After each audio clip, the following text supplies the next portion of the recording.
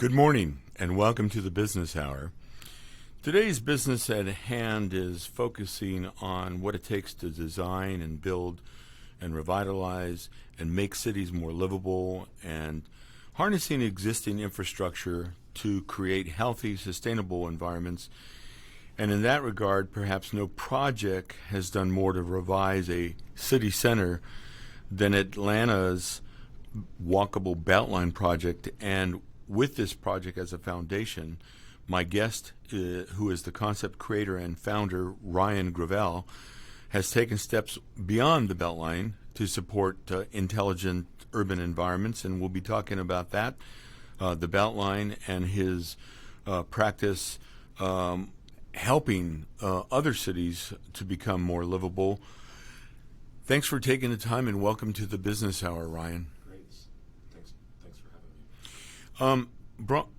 Ryan, let's start with the basics of intelligent urban design as you see it, and you can characterize it a lot of different ways. But I want to take the approach where we characterize what's missing in so many communities, whether it's a lack of walkability and the congestion, or not enough green space. But what are some of the things that you see that have become inherent in many of our cities, which make them not as livable? And then we can switch to talking about the kinds of things that make a city more livable and ways to revitalize the city. Even we can touch on even the poor location of some cities. It's not just Las Vegas that located itself in a place that it shouldn't be, but other cities have done that as well. So, what do you consider to be some of those things that make cities less livable? Well, I think it's important to see. Well, urban design is, basically design at the scale of the city, and it's the design of the urban environment that surrounds us, and the purpose of of urban design, and really the purpose of lots of things that we'll talk about today, is to support us, to support and give us the kinds of lives that we want. And that idea of what we want, there's a range of different answers, of course, for different people want different kinds of lifestyles, and it also changes over time. So when you look at the challenges that we're facing today, those places were built by decisions that were made earlier that might have been the right decision in their time for the people that it served. So it's a little more complex than just saying, what's wrong with it now. I mean, you've got to understand it kind of in a context, and that's changing. So right now, the lack of I think what a lot of people are sort of recognizing is they're fed up with traffic. They're tired of traffic. Well, traffic exists for reasons, and we made decisions that led to traffic. We continue to make decisions that create more traffic. We of course don't want to blame yesterday's urban planners for doing things that were designed to make cities less livable. I mean, as you said, they did the best they could with the knowledge of that time. Yeah, I mean, my grandparents, along with everybody else, their era, laid the foundation for today, what today we would call sprawl. But at their time, they just called the future, and it was. And you can't separate the construction of the physical world from the other things that were going on at that time. They would have never imagined that the decisions that they were making would lead to the challenges that we're facing today. They were just trying to, live the kinds of lives that they want, to have room and fresh air and live out on the edge of town where it was comfortable and easy to get to. And their kids had, bedrooms and good schools and, the open road and all of that. And it's just, we've I don't know what I'm saying now. I feel like I'm rambling. No, you're not rambling, because the thing is, there's nothing wrong with that. There's nothing. They made the best decision that they could in their time, and the experts at that time were making similar decisions, looking at the geometry of roadways and the materials for driving on. It was the future, and it was designed for public health reasons, to get away from the dirty, polluted cities. People wanted to get away from the social unrest and the strife and the pollution in cities, and so that there was a cultural momentum that my grandparents and all kinds of other people were part of, and they're making the best decisions that they could for themselves and their families. Right. It wasn't available to everybody, and I think that's really important to see that that those investments and those policies came in the context of racial segregation and other kinds of inequities. But in terms of the way that the relationship between the physical form of the city and our ability to shape that and create the lives that we want, it illustrates that pretty well. Yeah, urban planners in the 50s and 60s had the best of intentions, and back in the 20s and the turn of the century. And then my parents moved from Louisiana, where my grandparents lived, to Chamblee here in Metro Atlanta. To take advantage of the booming economy that was a direct result of all those highways we were building. The region was expanding exponentially through the construction of highways and a new car-oriented kind of lifestyle that were the embodiment of prosperity at that time. My dad grew up poor, but he got a job with an engineering firm designing pump stations and wastewater treatment plants to serve that sprawling economy, and it put dinner on our table.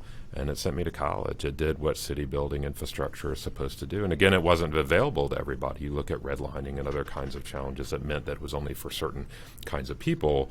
But again, as it does illustrate the role of city building and our ability to shape the kinds of lives that we want. Well, in your chapter, that there's nothing wrong with sprawl, which talks about your growing up in Chamblee and the Huntley Hills neighborhood, where you had everything that you needed, and urban planners have always tried to do things which make neighborhoods and towns more livable. We thought that shopping centers within the suburbs were a good thing. They didn't think too much in terms of walkability over great distances, but we had sidewalks in a lot of neighborhoods, or else you could walk on streets that were uncongested on the street. But you talk about it served its purpose, and that it was a great place to grow up, and that's what a lot of listeners know, that we are that America's Web Radio is here in Sandy Springs, a northern suburb of Atlanta, and that I, as a host, draw upon Atlanta as a microcosm for what's going on around the country and the world. Right. And when we talk about sprawl, which has this negative connotation, it's a city that grows, and then with other cities developing around the primary city, and people have had great lives in suburbs, and you characterize that you had a great life growing up in Huntley Hills. It did what city building kind of infrastructure is supposed to do. I mean, it lifted millions of Americans to economic prosperity, and gave them the kinds of lives that they wanted. But I think it's important to acknowledge the limitations of that way of life and that the infrastructure that supports it. When I was a kid in the 80s and 90s, I think 285 added a lane every other year to keep widening. And so with the growth of the city was supported by additional capacity in the infrastructure to support that growth. But what we've learned time and time and time again through the building of those highways is that more lanes and wider highways don't solve the problem, and there is a limit to how far that how far that will go and how much that will. So, today it doesn't work the same way. It's not creating the same prosperity for people in the way that it was, and so I think it's important that we, while we recognize that there is still a lot of value, of course, in these communities, but if we don't adapt them and protect them, basically, then they will be the future. They will cycle into decline. And you don't have to look far to see examples of that, where communities are stuck in traffic so much that they can't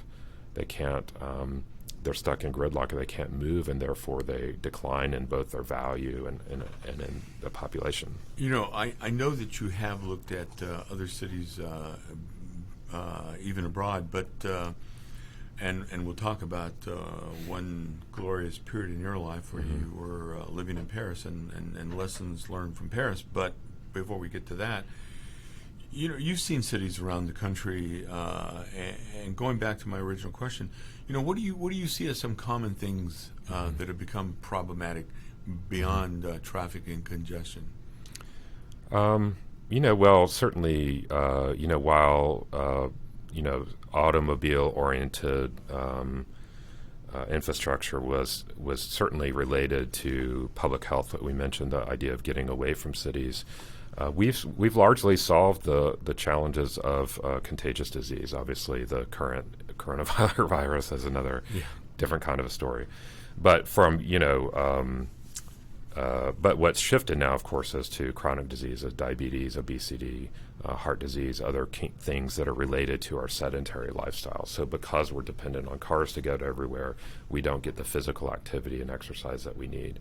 Because the air quality is poor, because due to the automobiles and congestion, the buildings and all the air quality challenges, you know, we don't. It's unhealthy in some places to be outside, especially in the heat.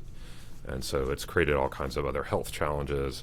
I think that we're just at the tip of the iceberg in terms of the economic challenges that are the result of that gridlock. I think the market is, you know, looking for something else in the same way that my grandparents were looking for something else.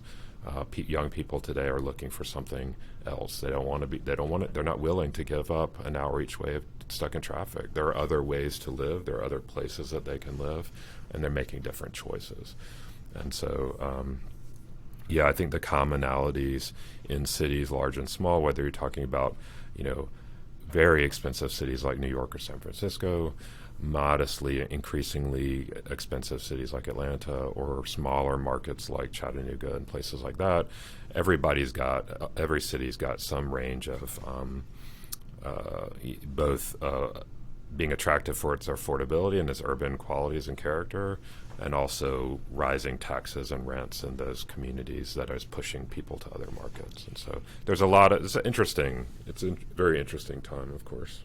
Do you find that a lot of communities could benefit more from active parks as opposed to, well, and passive parks, where you can walk the trails, hike the trails, run the trails? Yeah, you know, it's really just about having a more integrated urban experience, you know, where things are walkable, public space and parks, but also access to transit and larger kind of regional economy and jobs and schools and all those things. And that's the tightness of that lifestyle is more compact geographically, physically. And you find that not only in urban areas in in-town Atlanta, places like that along the Beltline, but you also find it in all the little towns that were swallowed by metropolitan growth in the city. You know, when I was in high school, Meredith Square was pretty dead, but you go there today and it's gorgeous, you know. And towns all throughout the metro area are finding themselves again.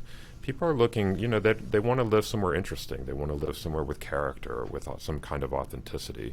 It doesn't have to be the most interesting place in the world, you know, but it needs to have something about it that makes it compelling as a place to live. Sprawl makes everything look the same. We're going to be taking a break. When we come back, we're going to talk about how the Beltline, your concept, has made in-town living more like the squares in Marietta and the walkability of Decatur, two towns which border Atlanta.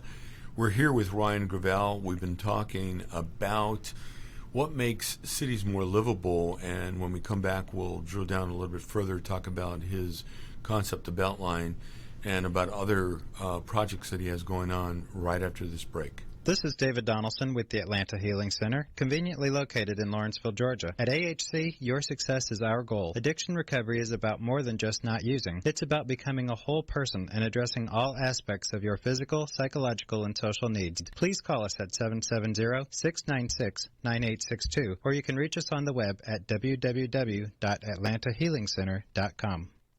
Whether cruising the strip in a 57 Chevy or taking the family on a vacation in a 71 Oldsmobile Vista Cruiser, You need to tune in to Classic Cars with Steve Ronaldo and Jim Weber every Saturday from 8 to 9 a.m. on americaswebradio.com. Want to give your family or loved one the perfect gift? Then go online and check out the TornadoBodyDryer.com. I love mine and the warm heat air massage it gives me after my shower. The Tornado Body Dryer is super. You'll love it, and you'll love having one in your shower.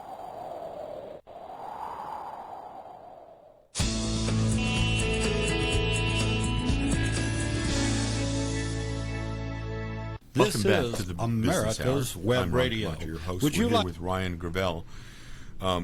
Many of you may know Ryan as the founder of the Beltline project concept here in Atlanta, and that project has been characterized by others, and not just me, but I personally believe it's one of the most significant projects that has influenced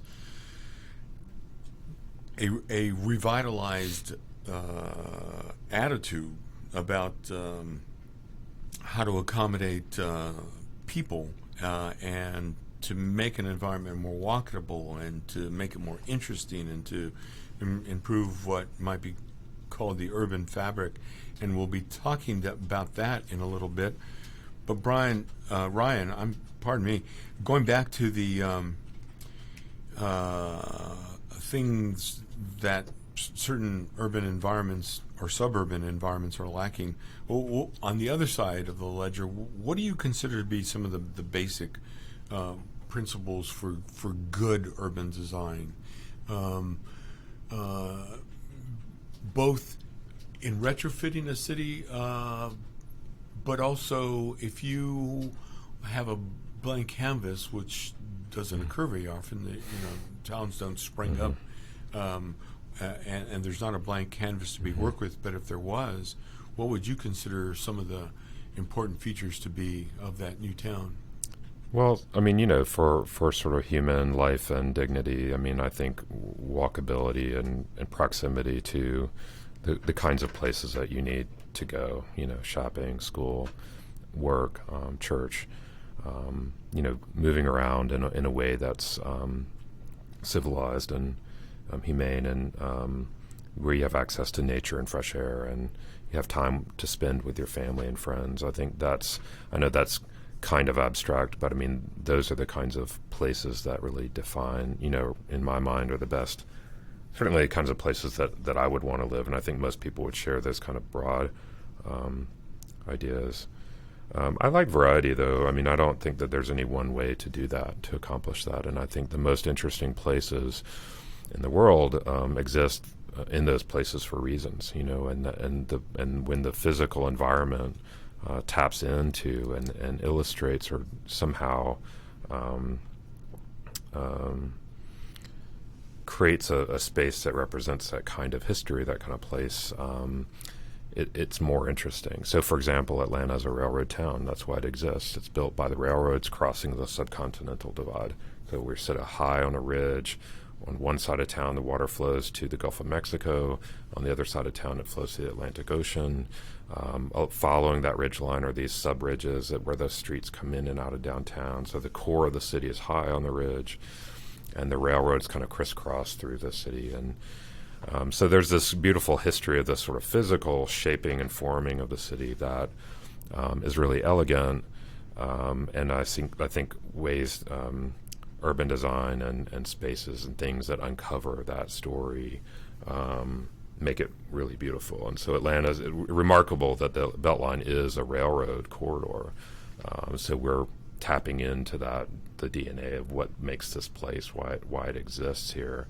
But also physically, when you walk down the Beltline, whether you realize it or not, what you're experiencing is the topography of the city and the connections to streams, different watersheds, nature. And I think as the project is completed, and you can travel around the entire city, that 22-mile loop, the experience of the city will be as much a part of that story and why you love it than just the sort of utility about being able to go to the store.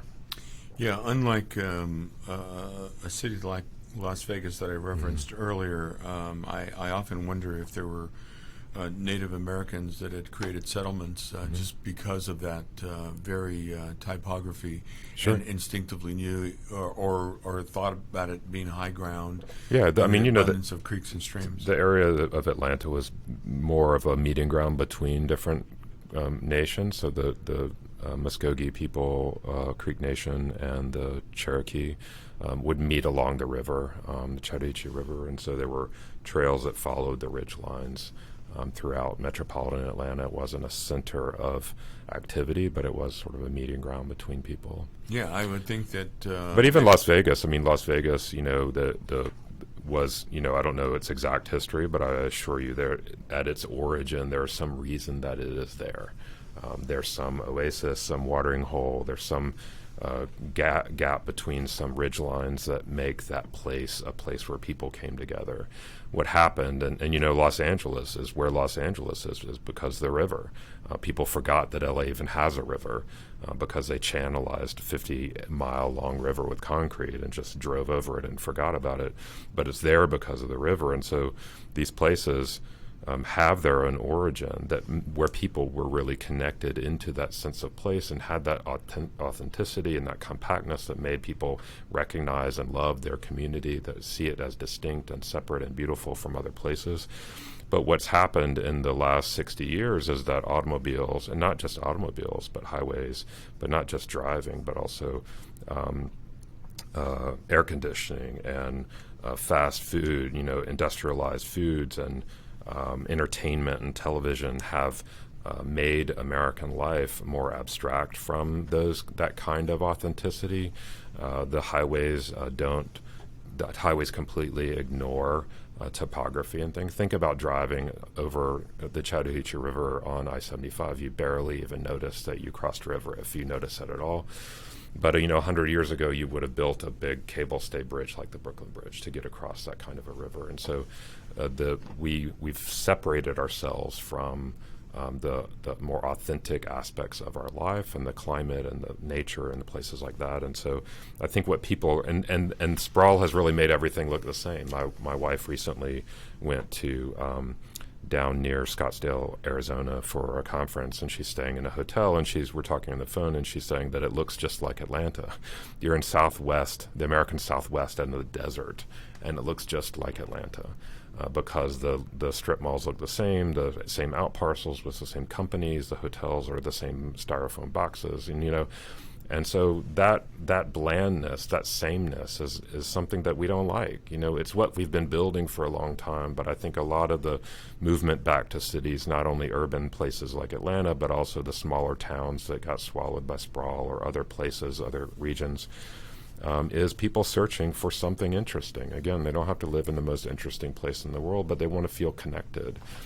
As more and more our lives get more and more abstract through automation and the internet and social media and all these other things, we conversely have this also a real need and growing need to be connected to each other, to bridge those divides, to feel the touch and warmth of another human being and the community of people that want to be together and love each other. I think there's a real hunger and need for that, and I think that's actually driving a lot of this movement back to the city and the need for better design of the places that we live.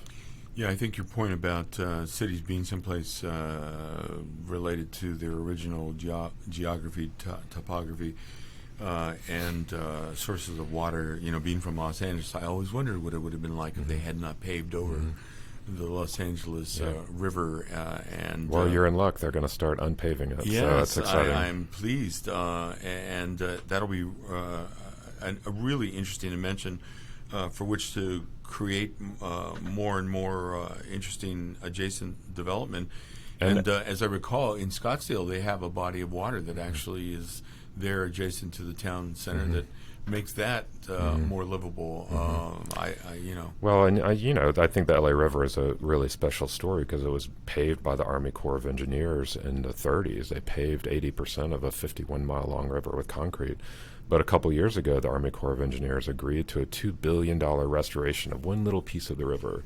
So the thing, and this is the same as the Beltline, it's not only changing the physical form of the city, it's changing the way that we think about the city. It's changing what our expectations are for the city, and not just us as individuals, potential users, or community people in those spaces, but it's also changing the agencies and organizations that build the world around us, including the Army Corps of Engineers. It's changing the way that it sees the world and what it invests in. And I'm not saying that they're doing everything great, but it is changing.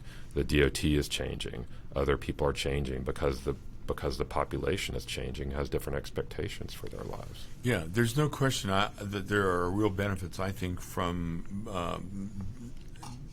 evolving from organizations which paved everything over.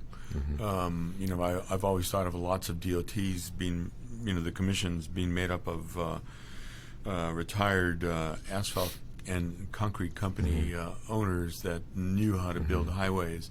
But this additional dimension with the Army Corps of Engineers and with DOTs, state and federal, understanding that, hey, wait a minute, the answer isn't necessarily,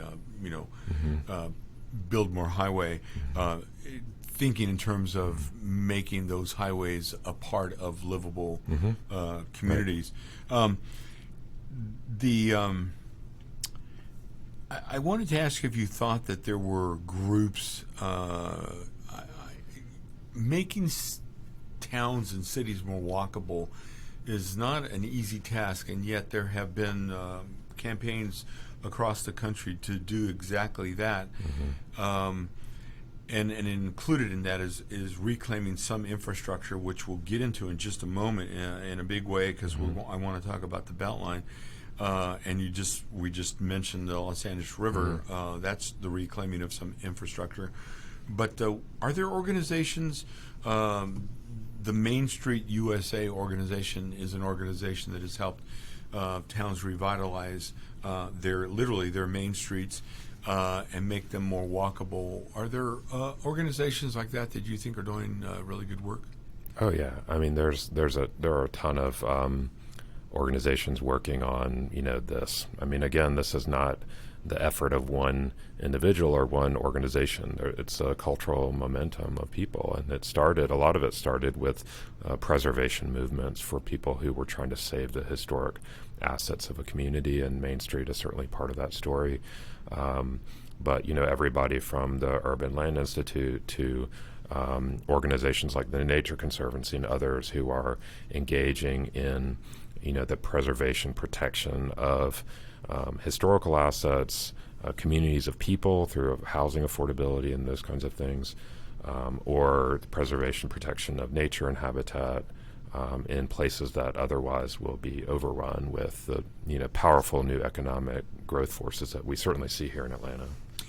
We're going to be taking a break. We're with Ryan Gravel, and we've been talking about what are some of the basic principles of good urban design, what's lacking in other communities, and what it takes to make a city truly more livable.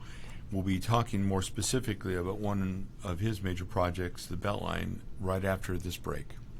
If your health insurance premium is more than your mortgage, Ellen Deal with Ideal Solutions is here to help. Whether you're a small business owner, individual, family, or baby boomer, email MAGA45CAG@gmail.com and I'll respond with 3 easy questions to help you determine if you can get away from Obamacare. As a 20-year veteran of the insurance industry, I'm here to help with all your insurance needs. Email Ellen Deal at MAGA45CAG@gmail.com. Perhaps you are struggling to cope with the disease of addiction. If not, you probably know a family member or friend that needs help in battling the cravings and the personal and professional damage done by the effects of drugs or alcohol. Get a pen and paper and be ready to write down the following. These are the issues that the trained staff at the Atlanta Healing Center address and treat every day. Their doctors and counselors with over 40 years of practice in the field of addiction can treat the suffering individual in a thoughtful, compassionate, and experienced manner and guide him or her along the path to recovery. So call 770-696-9862 and speak to a knowledgeable staff member about how you or your loved one can be helped to enjoy a better and healthier life. More information is also available on the website at www.atlantahealingcenter.com. Get your pen and paper ready. If there's a move in your near future, I'm here to tell you that the folks I used and now recommend is Around Town Movers. Timothy and the guys recently moved me, and I am and was totally satisfied with a sometimes not so fun experience moving. Call Timothy at 770-378-4708 and make it a good move and a good experience. Around Town Movers for that local or cross-country move. Timothy, Around Town Movers, in my opinion, are the best. That's Around Town Movers. Call them.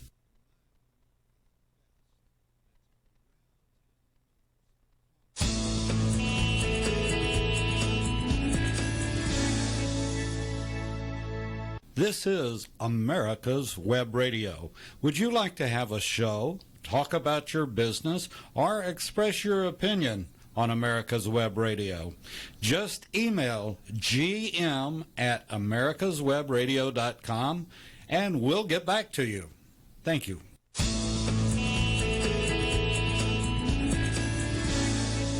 Welcome back to the Business Hour. I'm Ron Comacho, your host, and we're here with Ryan Gravel.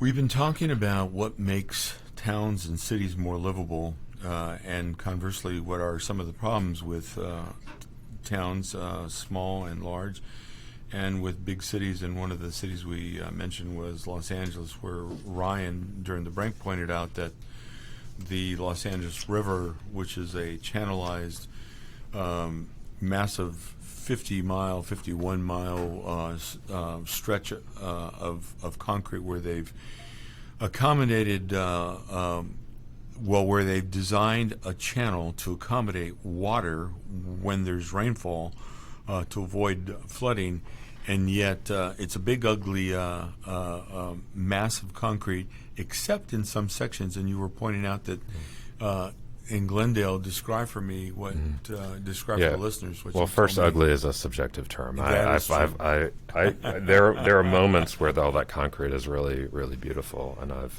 witnessed it many times. But yeah, when I in LA, I go to a park near the Glendale Narrows, which is the bottom. The sides of it are paved with concrete, but the bottom of it is still what they call.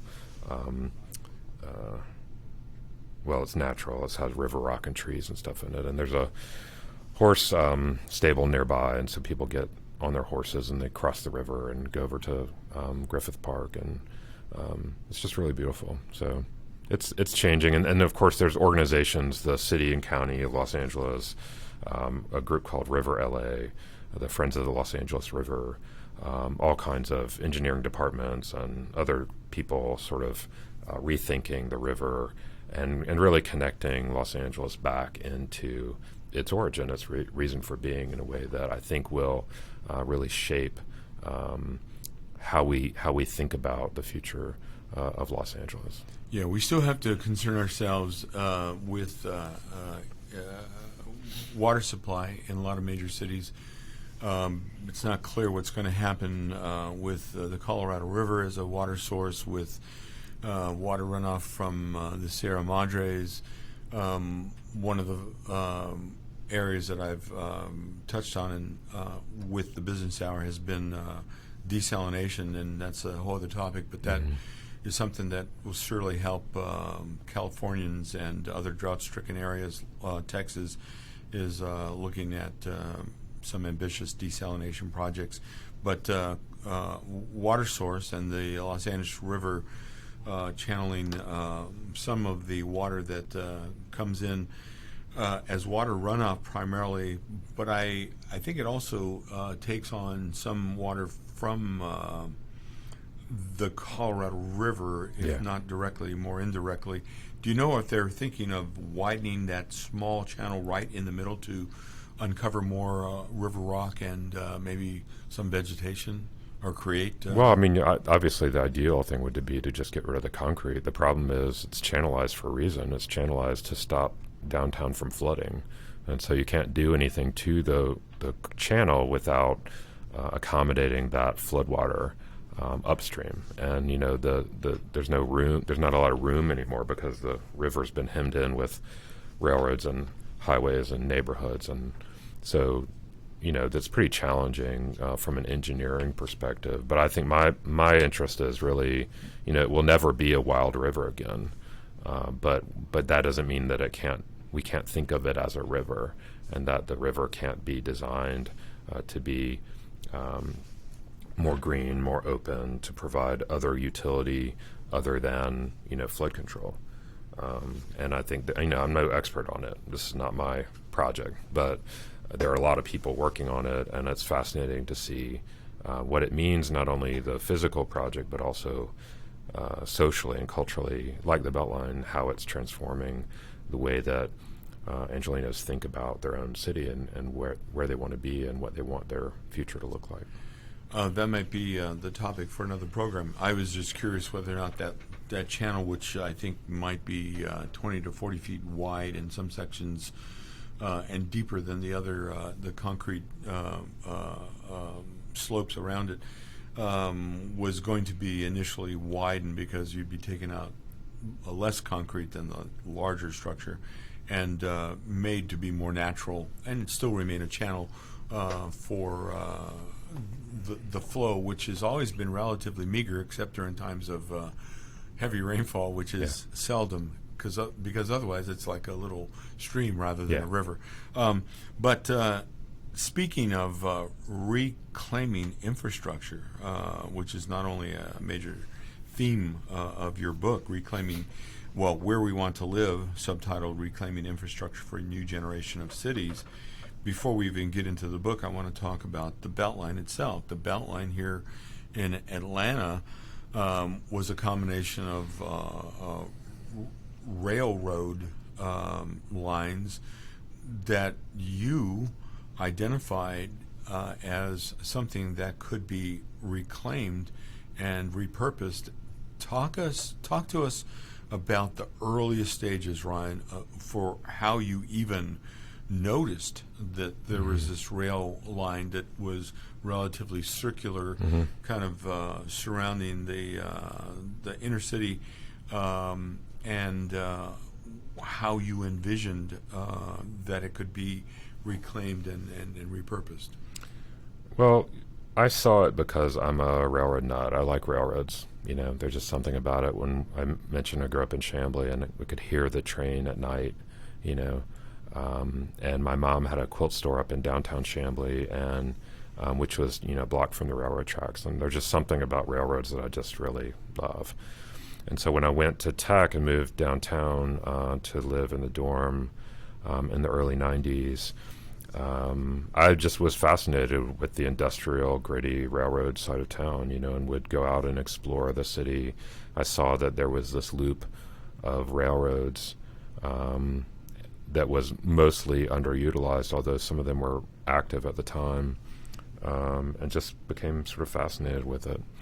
But then I went to Paris for a year abroad studying architecture, and as part of a Georgia Tech program, and it just changed the way that I saw cities, the way that I understood. It changed everything about my life. And within a month of being there, I'd lost 15 pounds. I was in the best shape of my life because I was walking everywhere I went, and I was eating fresh food. And I got the role of the built environment in shaping my own health and well-being was clear to me in a way it had just never been before.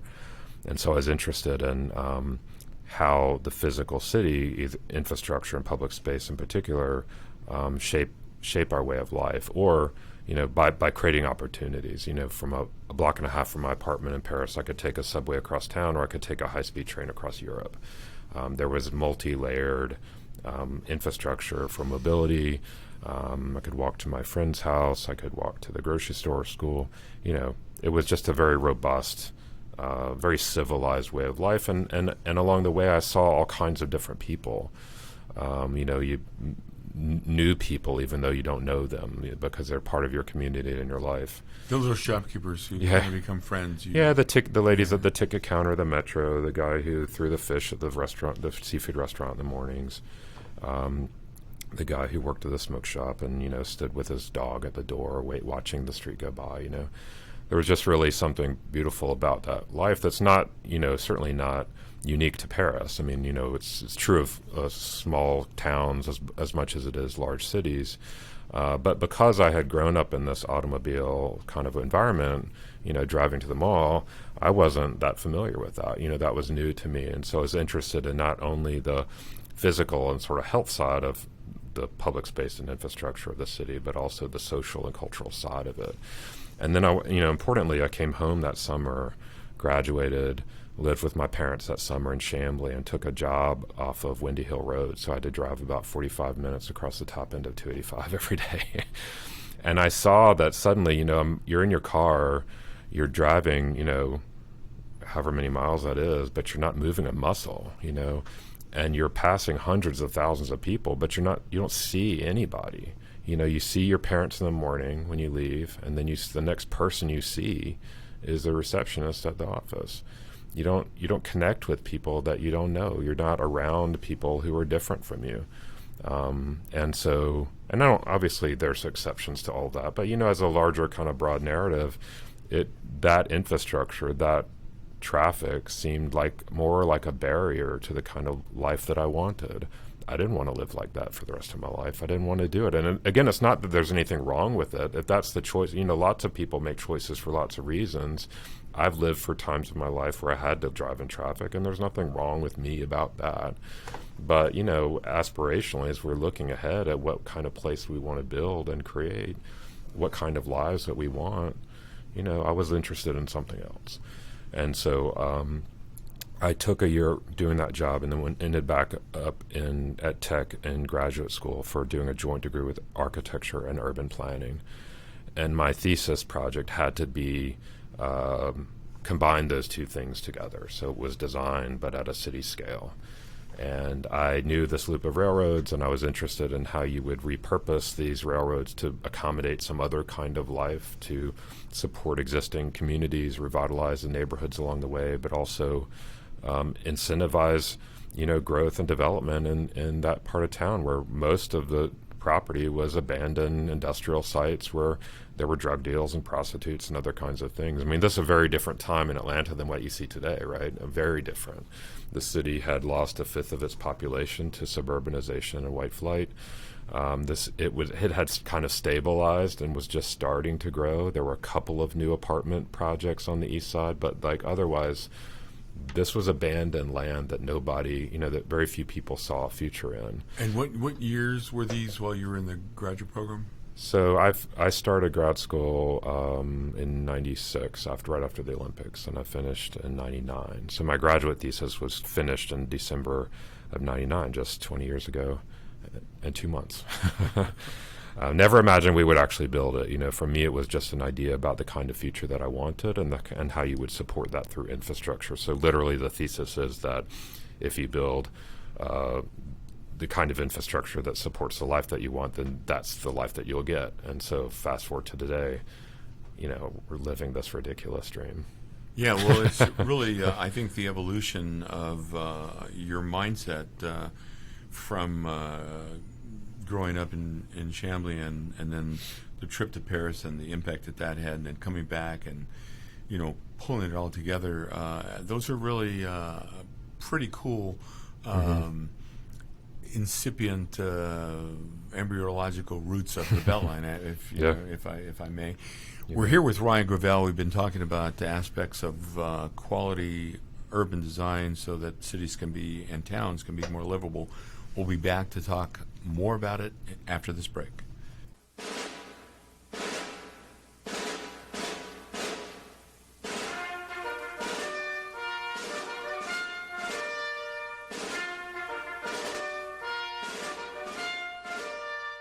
Good morning. My name is Mike Mizell. I'm a retired Army colonel and president of the Johns Creek Veterans Association. We meet in Newtown Park, and part of one of our projects is the installation of the Healing Wall, the half-scale model of the Vietnam Wall that traveled the United States. Well, it's coming to rest, and it's going to live in Johns Creek forever, the half-scale model. We're looking at possibly a March implementation, ribbon cutting ceremony, and we're looking for donors and sponsors that want to help us in this great project. You can donate at jcvets.org.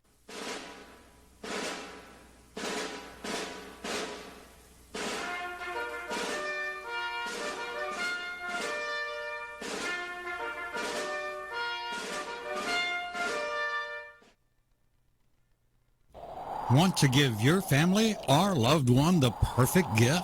Then go online and check out the tornadobodydryer.com. I love mine and the warm heat air massage it gives me after my shower. The Tornado Body Dryer is super. You'll love it, and you'll love having one in your shower. Hello, I'm Dr. Mike Karuchak. Have you ever wondered what doctors talk about amongst themselves? If you do, join us on the Doctor's Lounge and hear the doctors' conversations amongst themselves. Join me and my co-host, Dr. Hal Schertz, every Thursday morning, 8 to 9 a.m.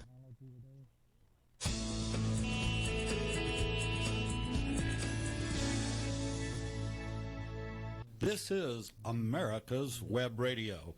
Would you like to have a show, talk about your business, or express your opinion on America's Web Radio? Just email gm@americaswebradio.com and we'll get back to you. Thank you.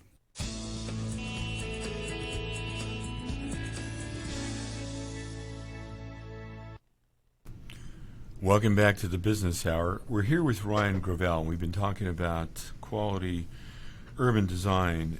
Specifically, we've been talking about some aspects of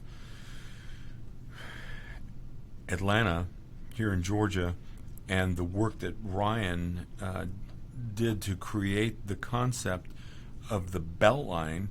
And we were talking about the evolution of thinking that led up to that with growing up in Chambly, a suburb of Atlanta, going off to school for a year in Paris, and experiencing the walkability of Paris. I mean, there's perhaps no more walkable city in the world for greater distances. And make no mistake about it, Paris has suburbs and sprawl and traffic and all that, but in their historic center, their city center, it is a highly walkable environment. I'm wondering, was there ever an aha moment or a series of aha moments where you went, wow, I've got to try to capture some of this, or was it more in retrospect when you got back here and you look back fondly on those times that you spent walking for miles and miles? Yeah, I mean, I don't want to over kind of intellectualize it. I mean, I was having a great time. I mean, what better place to be 22 figuring out what you want to do for your life than Paris? The cheese, baguettes, wine, cheap wine, fresh food, have anything to do with it? Yeah, I just loved it. I mean, I didn't love every minute of it. Of course, I was homesick quite a bit, but because it was a long time, and we didn't have cell phones and all this that people have now. So, you were definitely there, but got to travel and see the world and see a different way of life and experience that in a very personal way that, changed the way that I saw the world. I fell in love with cities and what real city urban life is about in terms of the social and cultural sides of that. And 20 years before that, I was in Rome experiencing much of almost all of what you're saying about your experience. It's not unique to Paris. It could have happened lots of other places. Well, just Paris is uniquely beautiful. Oh, yes, that's right. That's right. It's an extreme example of walkable urban beauty. I want to turn to go beyond. We're going to leap over the Beltline to your book, Where We Want to Live, subtitled Reclaiming Infrastructure for a New Generation of Cities. In that book, catalyst infrastructure is a chapter in your book, and in that section, you talk about thinking big, including everyone, promoting authenticity, compelling change, inspiring life, staying focused, emphasizing people, and banding together. Let's start at the top and tell us a little bit about thinking big. Yeah. Well, if I can, I mean, the purpose for writing the book was that the Beltline is this incredible story where the citizens of Atlanta fell in love with the future, with an idea about their future, and they empowered and ultimately obligated their elected officials and other partners, civic partners, to pull it off, to do the hard work of the nuts and bolts, expensive politics and everything else to pull off this audacious project. And of course, we're only in the early stages of implementing it. But the way that this project works is that people love it so much. They love their city and the place that they live, that they make sure that it happens and that it is built according to their vision. And obviously there's some challenges with that because it's hard. But we're still on our way, and that's coming. I also, because of the success of the project, though, I get to travel all over the world and talk to people about the project, but I also see in their cities that they're also reclaiming old infrastructure, not just old railroads, but degraded urban waterways. We mentioned the LA River, obsolete roadways and other things, other kinds of linear infrastructure, and repurposing those things to accomplish the kind of lives that they want. So the Beltline is uniquely large, uniquely broad, sort of programmatically. We have made a lot of success and demonstrated that success pretty clearly, especially on the economic side. But there are a lot of other things happening. In my mind, this is a lot like the origin of sprawl that we started the conversation with. These are millions of decisions being made by millions of people over an extended period of time that over time radically change not only the way that we live our lives, but the way that we build the world. And that certainly was true with sprawl. And I think that these projects are indicators of that kind of similar change. We don't know what that future looks like, but it's changing. So these 8 lessons are really around not just from the Beltline, but what are for these kinds of catalyst infrastructure projects, which means infrastructure that catalyzes some other kind of change that's bigger than just that particular change. And so what are the best lessons from that? And so another reason for writing the book was to sort of illustrate that kind of thinking. I might add here that there's a distinct modesty oftentimes, as I'm giving you credit even off the air for being the concept originator for the Beltline. You're quick to remind me that it's taken a cast of hundreds and hundreds of people to bring it to fruition. But what you do deserve credit for, even beyond the original concept, is that you stuck with it. You thought big, and it would have been easy to let it go once you saw what a daunting task it would be bureaucratically alone. But you stuck with it to help see it in its embryological stages, if you will. Yeah, so the thinking big is really about, thinking big about our lives and making sure that, that it's a big enough idea to compel people to action. Small ideas we should be doing anyway. If it's a little thing, we should be doing it. So thinking big enough, because the change that's needed, I believe, is big. Of these, one of the most important ones that I really like and I think is really important is, two. One is compelling change, which is the change is not the Beltline itself. The change is what people do with it, how they live their lives and what kinds of lives that they lead and do with it. And the other one is to stay focused. This is like, if we had started the Beltline with the question of how we were going to pay for it, we never would have done it. It never would have gone anywhere. We had this audacious idea for land we didn't own to be paid for with money we didn't have in a state that at that time anyway was pretty hostile to everything that we were proposing, And so but it was this beautiful vision, and then engineering and politics and budgets and all those things are put in service to that big idea. So the idea of staying focused is on that idea. What are those lives that we want?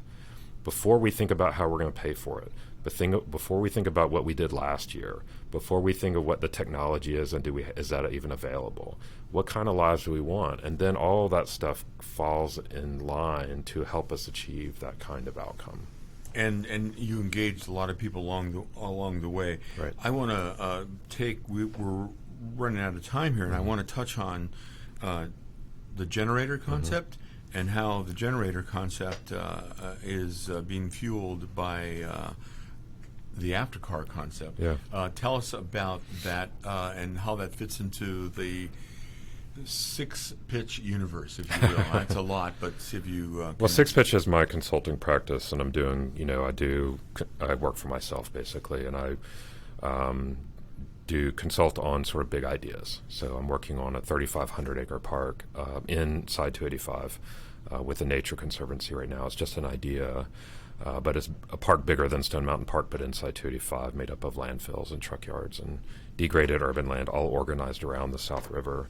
And I've done some work, a cool project with the City of Atlanta called the Atlanta City Design, which is about how you design growth so that we grow into a better version of Atlanta, not some other place that we don't like or recognize anymore. But Generator is a separate thing. It's a nonprofit about generating ideas about the future of cities. Obviously, I'm a big believer in ideas. The Beltline was a great idea. There are lots of ideas within the Beltline, of how we can execute it correctly. I also have other ideas about other things.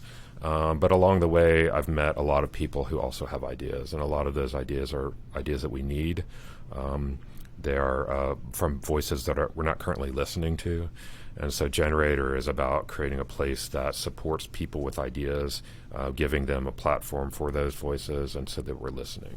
I mean, for people here in Metro Atlanta who don't know, we're 5.5 million people now. We're going to grow to 8 million people in 20 years.